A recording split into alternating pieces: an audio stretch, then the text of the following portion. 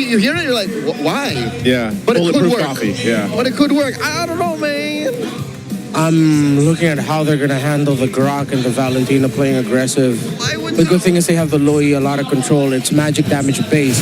That magic damage would actually surprise the Grok early on, but once they hit level 4s, is my biggest concern for Omega. 1 to 4, maybe there's a really small and tight window, but level 4 afterwards, how are they going to make sure that things are set up for Ryzen to be able to have a good game here? There's too many loop-de-loops in this roller coaster for me to enjoy. Yeah.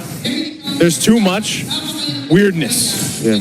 But That's a great explain. Smart Omega has been the team to do this at times. I'm just surprised they did it here in Game 3 against RORA.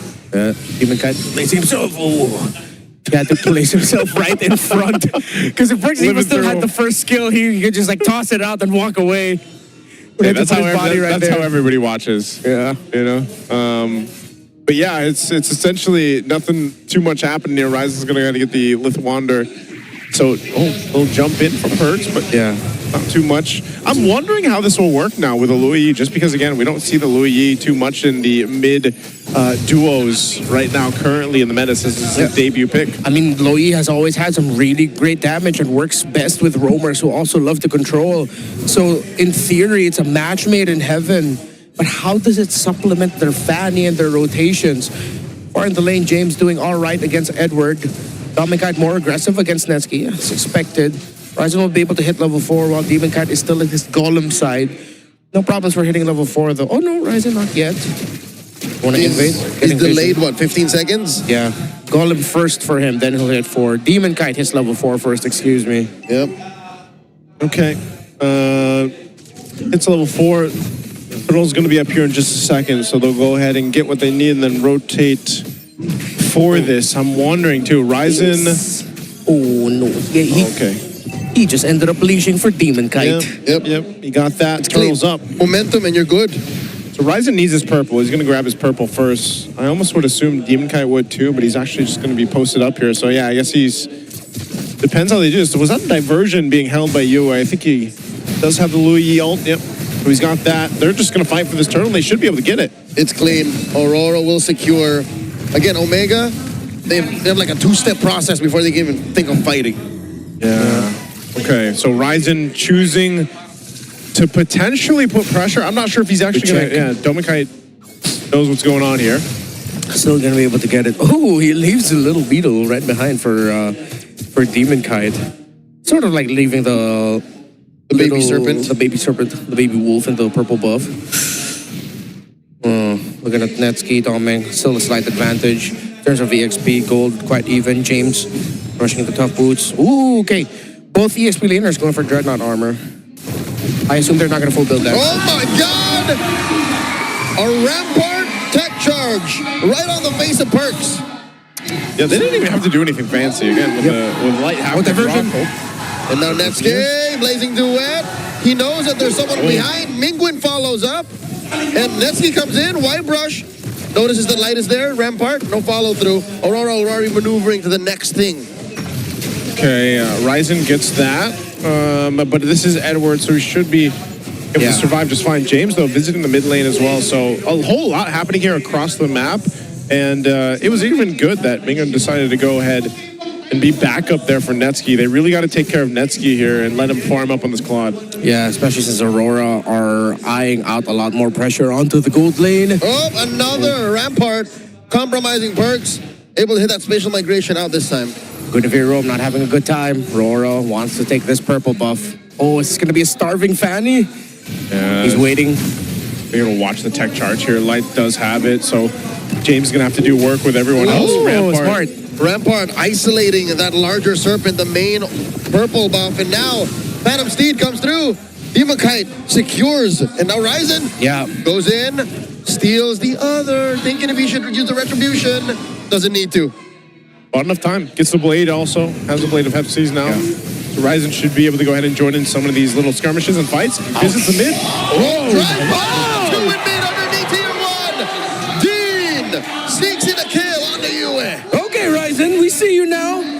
First kill for him, but can Omega find enough space and a good opportunity for them to contest this Lord because Roam, EXP, jungle, also very tanky.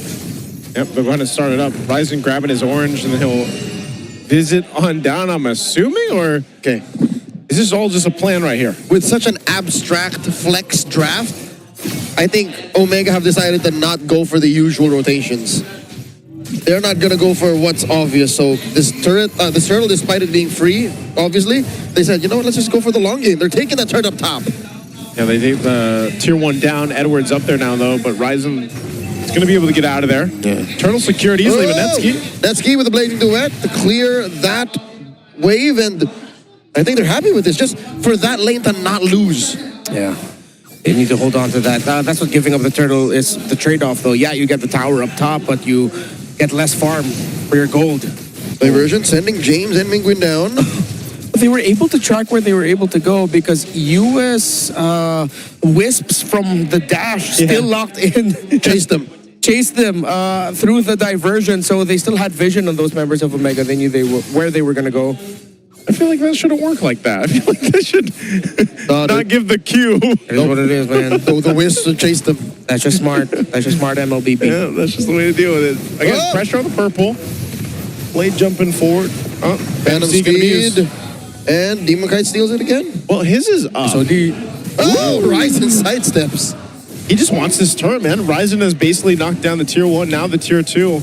Top side of Aurora. This is a game of macro that we're seeing. Not too many fights. Yeah. It's all just objectives across the map. Diversion. It's just to defend, to stop the Holy Shield from popping up top. Yep, he sent DK over there. Is this Smart Omega's approach to what Falcons did earlier tonight? Where they drafted kind of weird, but played very macro-centric? I mean, that's what you get with the Loyi, and they're making it work so far. Ooh. But was it enough for Netsky? Currently at 4,200 gold, just slightly behind Omega, so it's not a terrible lead that the Claude has to crawl through. I mentioned this earlier, game 1 is it? Wherein Dean is used to playing the Fanny with no purple. That's exactly what he's doing now. He's not even trying to steal the purple buff away. Nope, they lose tier 1 down bot. Yeah, it was just a matter of time. Rush on the Malefic Roar after the Heptasis for Ryzen, and he's just constantly going to the top lane. Oh, that's sneaky. They did it. Aurora did it. They took their big purple and left the little baby wolfling. Yeah.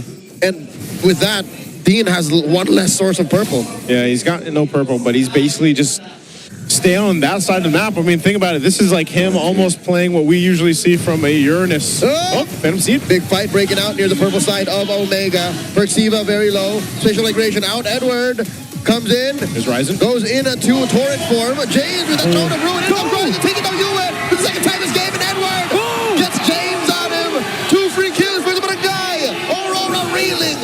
Back it off. Ryzen doesn't need a purple to get the kills. Ryzen with 2, and Omega are winning. All of the Barangaytanos are going wild. They have the start of the Lord. Demon Cat and Light are close enough, but Omega might have their eye on the blitz. Oh, no, I don't think they can do it. Out Edward. They force a flicker out of Light, forcing that early Phantom Steed from Demon Kite. SOD. And now the SOD with a clean retribution from Ryzen. Oh, man, they pile on to James. James just takes it.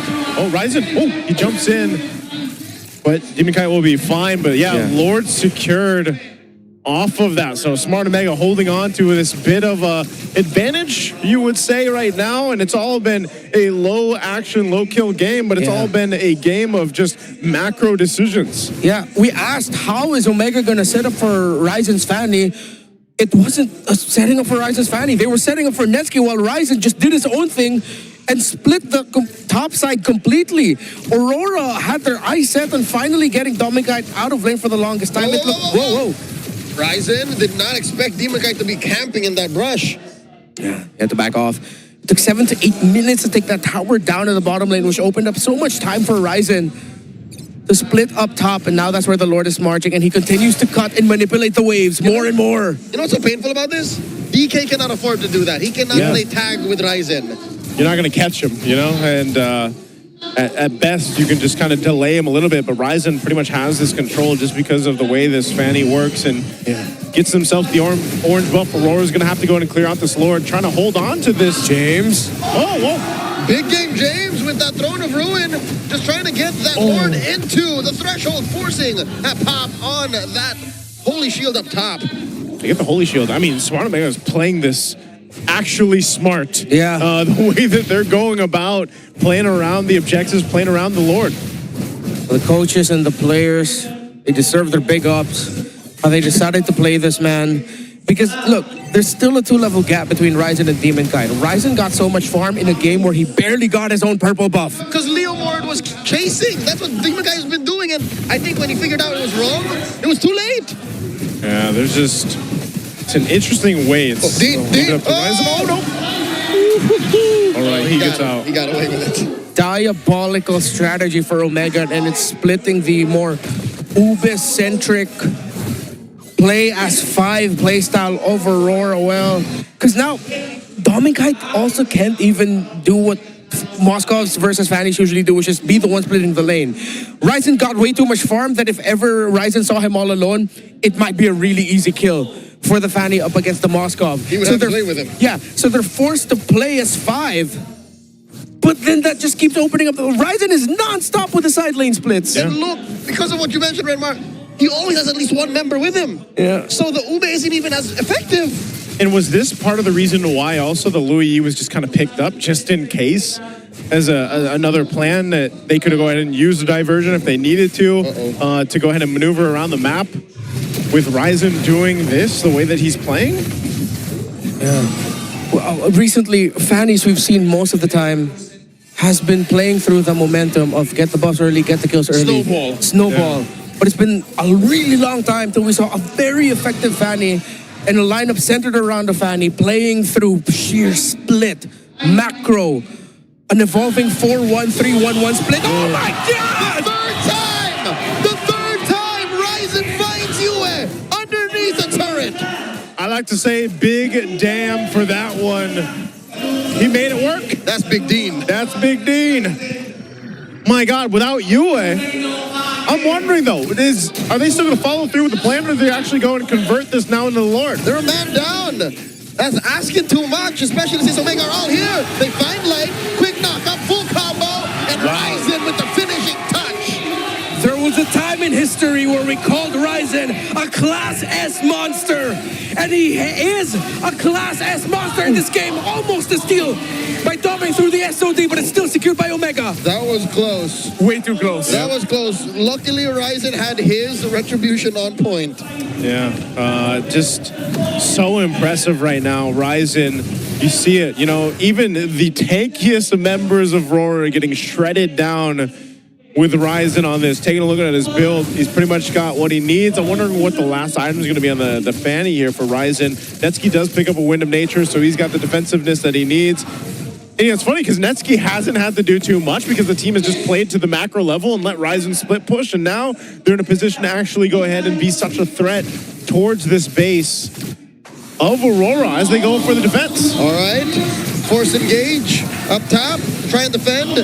Perxiva catching a good amount of spears out of Dominic. The Lord will crash into this turret, putting it about less than half health. Netsky still holding on to that ult. AOT has max stacks. In comes Big Game James, setting up something. Hold it on. There's that Throne of Ruin. But I think Omega are happy with what they got. Uncanny discipline from the barangay. I don't know. Was that part of the plan? I thought that they would actually follow through with that, but they just get the base turret. Gentlemen, who is this team? What happened? Who are they? From games 1, 2, and 3, what happened? Bring that guy in here every time Smart Omega plays. They saw Barbiel. He's chasing after Ryzen. No, through sheer maneuvers, Ryzen forces a Phantom Steed. That's just how scary Ryzen is on the Fanny. Look at the gold distribution, total gold. Big leads for Omega. Used. Ryzen's in position. He's just holding it. Ryzen is playing the Fanny, I think, as a Filipino team would. That's a Filipino Fanny. A Filipino Fanny. That's the ones you guys find in your RGs, just playing his own game.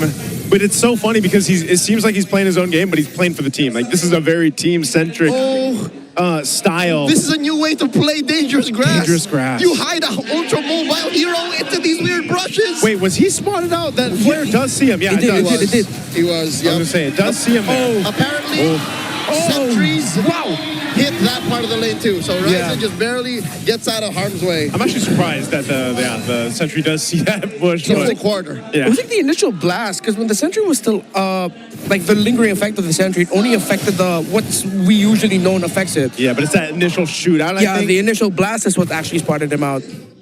All right. Well, Because with the lingering, I call them stars. So with the lingering stars from the sentry, fireworks. Yeah, it doesn't see him. Fireworks. Okay, fireworks. I is call them better. fireworks. It's because you're American.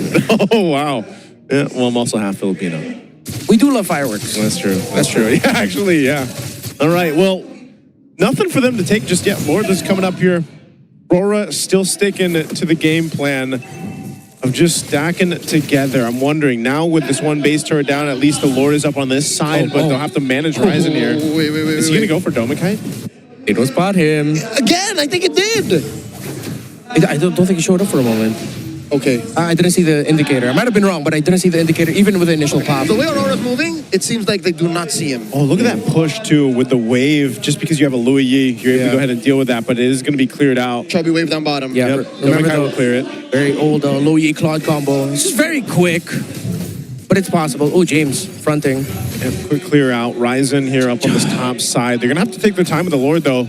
Oh, this time Hasn't evolved just yet. Lights in position as well. yeah. James has blade armor and the pauldron. We're going to go with this diversion. Back to the bottom lane. World's longest BMI. Yep. Yeah, they bring it back, Oh, they know this. And he's back. and he's back. And he still gets a minion wave advantage down bot. Well, Aurora are now going to force a reaction out of Omega. Okay, the blitz by the Northern Lights. That's all 5 members near the pit. In comes Brixiva. Knocking up one. Netsky blasting away. Phantom Steed plus the rampart. Blazing the wet defensively used. In comes the rest of Aurora. And it's Demon Kite into their sights. Down goes Edward. Down goes DK. And the SOD thrown out. Demon Kite finds big win. And he's wailing away at the Lord. Ryzen and James don't bother on life. He's down. They find one. Domikite finds Netsky. James gets Domikite. It's just Yue left. Oh, my sweet prince. Yue, where are you going? What are you going to do? One man remains. It's only you, 3 members of the barangay. They have to do this right. They are at the cost of taking down the M7 world champions. Brixiva clearing the top lane. Ryzen almost getting taken down. Oh, James gleams on out. He can The end. barangay knows it's too much to ask. It's not over. They couldn't end. They didn't have Netsky. They didn't have enough basic attack. They committed in trying to end. And now it's going to be a full reset yet again. But Omega clearly still have the lead. Edward was teleporting out. Ryzen found Edward. Read where he was. Netsky with a blazing duet. Almost heroics by Domikite, but he got taken out. We get a round 2 of that sequence. Gentlemen, we were moments away from blowing up the internet. Reddit, Facebook, Twitter, Everything. TikTok, X would have clipped this. Threads. Ad nauseum threads. Blue Sky. Everyone would be talking about Omega taking down RORA. Don't tell me we're going to see Omega taking down Aurora before GTA 6, man. Oh, I won't be able to take that. That's going to be there as well. We're back to it. Lord is up. This time it's evolved. And Smart Omega looks to get in position. Bit of a reset using that rampart. So it will go ahead and bring it back. But here's one thing also. They have one base turret for RORA. That is a disadvantage for them. See how this plays out. Brixiva picking up Athena's shield. Need a little more of that defense. Uh-oh. It's round 2. Here? Literally, Aurora are still trying to blitz. Netsky AOT gets hit by that rampart. Look at the back line. The Phantom Steed. Throne of Ruin. Demon Kite with the retribution. James and Brixiva take too much damage. Brixiva, look at Ryzen. Ryzen! Netsky wailing away. Ryzen with a minion. SOD misses. Edward is here. And that's it. The barangay has taken down Aurora. The reverse sweep by Smart Omega. They have done it! The home of champions, where even world champions fall! Hey, if you counted them out, count them back in! Omega took down Aurora on this day, April 18th, 20.